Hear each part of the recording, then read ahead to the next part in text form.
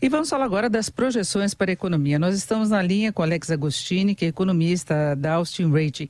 Alex, boa tarde. Boa tarde, Denise. Bom, Alex, o relatório Focus, divulgado hoje pelo Banco Central, trouxe novas reduções das projeções do mercado para a inflação. Agora a previsão média do IPCA está em 3,06%, para o ano que vem 4,02%.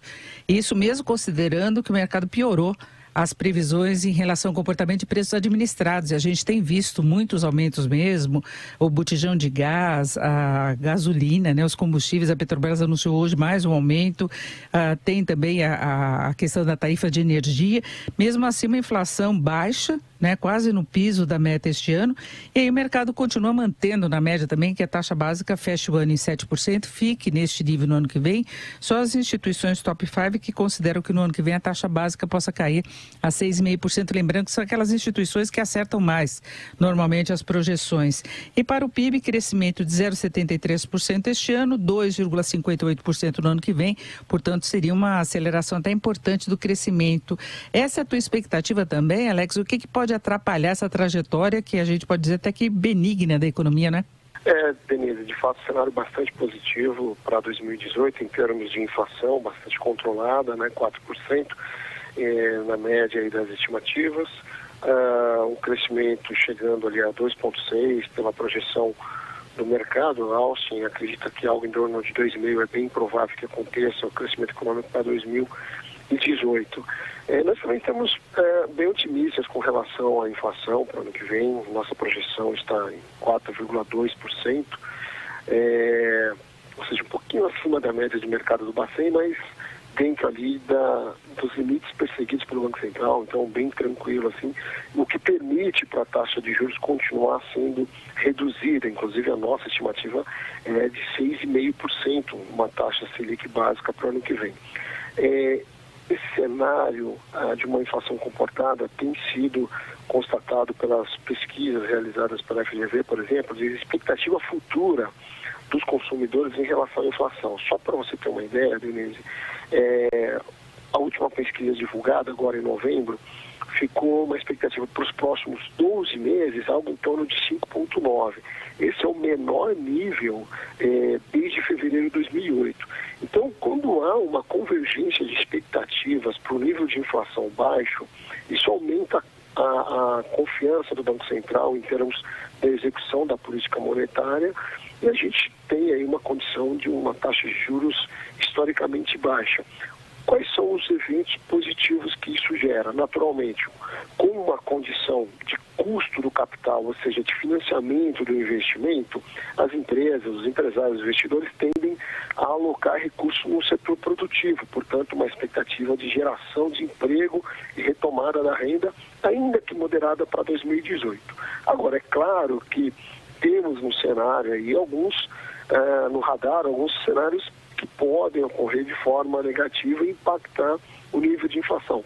Um deles, sem dúvida alguma, é essa sistemática de preços do Banco Central, da Petrobras em relação ao petróleo, porque como há uma instabilidade geopolítica, principalmente Estados Unidos, Coreia, né, isso pode afetar de forma mais acentuada o preço do petróleo em 2018, isso ser transferido para os preços no atacado, ou seja, os IPAs, né, que compõem o GPM, né, índice de preço atacado, compõem o GPM, GPDI, e que são os indexadores de reajuste dos preços administrados, como telefonia, né, e outros preços administrados. É um risco que está sendo monitorado, mas claro que hoje menor em relação ao cenário mais positivo. A tendência é que, de fato, se consolide uma inflação ao redor de 4% a 4,2%.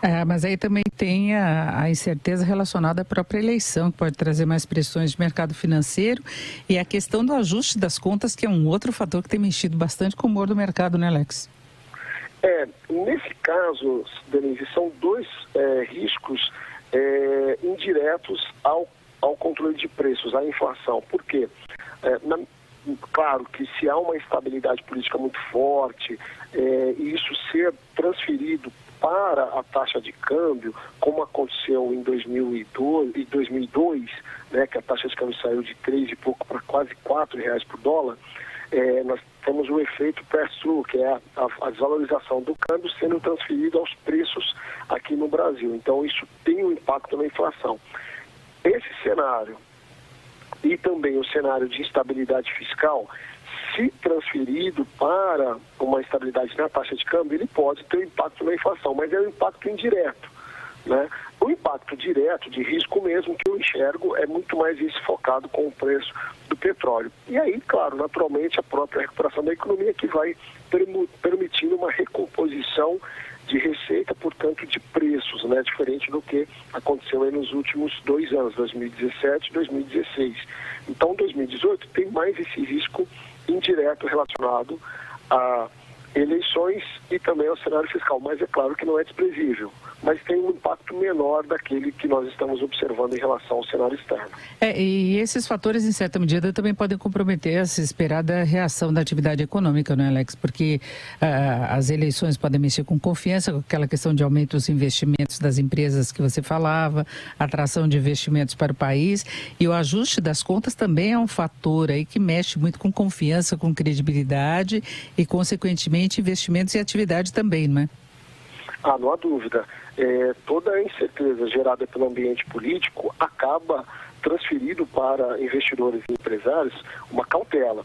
Então, se houver uma deterioração ainda maior do cenário político, porque é possível, não estamos no fundo do poço, infelizmente, não é?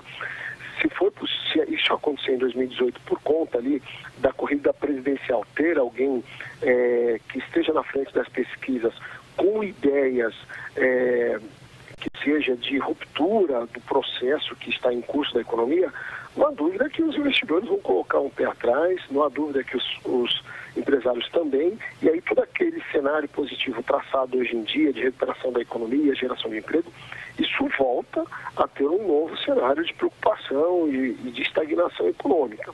É claro que isso nós vamos medindo ao longo do tempo, com pesquisas realizadas de sondagens de expectativas futuras, e vamos calibrando aí as projeções. Hoje, o cenário não é um cenário de ruptura, né? Pelo contrário, é um cenário ainda bastante positivo em termos de controle de inflação, em termos de diminuição dos riscos das contas externas no país. Fica ainda essa discussão da reforma da Previdência, que é extremamente importante, até as pedras sabem que é importante isso, mas que o campo político ainda interfere nessa decisão, mas que acreditamos que ano que vem tem pelo menos um ano de estabilidade no campo fiscal, ou seja, pode se deteriorar dentro de um nível de controle ainda, mas não dá para passar muito tempo para tomar uma decisão nas contas fiscais, senão, aí sim, nós teremos todo um desarranjo macroeconômico, uma perda de credibilidade, principalmente no cenário internacional. Aí, Denise, a gente vai ter que reavaliar todo o cenário prospectivo para os próximos anos. Mas aí seria sofrer por antecedência. O ideal mesmo é esperar um pouco mais, entrar 2018, final do primeiro trimestre, reavaliar o cenário tanto político como econômico, para aí sim a gente ter um pouco mais de certeza do que vai acontecer em 2018. Hoje, o cenário ainda é bastante positivo. Bom, para finalizar rapidamente, eu acho que vale colocar as projeções do mercado que o relatório Focus também traz para 2019. Por enquanto, uma coisa muito tranquila, inflação 4,25%, PIB 2,70%, mas chama a atenção que o mercado conta com a alta da Selic para 8%. Então, não aposta na possibilidade ou nas condições de se manter a taxa básica no nível muito baixo por muito tempo. Esse ajuste viria de que fatores, Alex? Olha, Denise, o Brasil, por mais que a gente possa atingir 6,5% de taxa de juros básica em 2018, porque é difícil continuar uma redução da taxa de juros? Porque nós temos ainda problemas estruturais, tanto na parte fiscal, como também de produção em escala. O Brasil não consegue. Quando há uma recuperação econômica, rapidamente se recupera o consumo e isso acaba sendo reajustado aos preços. Infelizmente, essa dinâmica acaba tendo um efeito negativo porque a taxa de juros é um instrumento para combater a alta de inflação. Em 2019, se espera que a economia já esteja crescendo algo em torno de 3%, sobre uma base recuperada em 2018 de 2,5%, então a inflação tende a se recuperar também, ou seja, começar a subir E aí o Banco Central tem que aumentar a taxa de juros para controlar. O ideal seria, naturalmente, ter um aumento de forma muito consistente na parte de produção, para ganhar produtividade e, com isso, manter os preços sob controle. Infelizmente, essa inconstância no campo político faz com que os investimentos sejam bastante moderados ao longo do tempo, que não dá esse fôlego de recuperação sustentável para o Brasil. Nós ouvimos o Alex Agostini, que é economista da Austin Rating. Alex, muito obrigada, uma boa tarde. Boa tarde mesmo, para todos os ouvintes.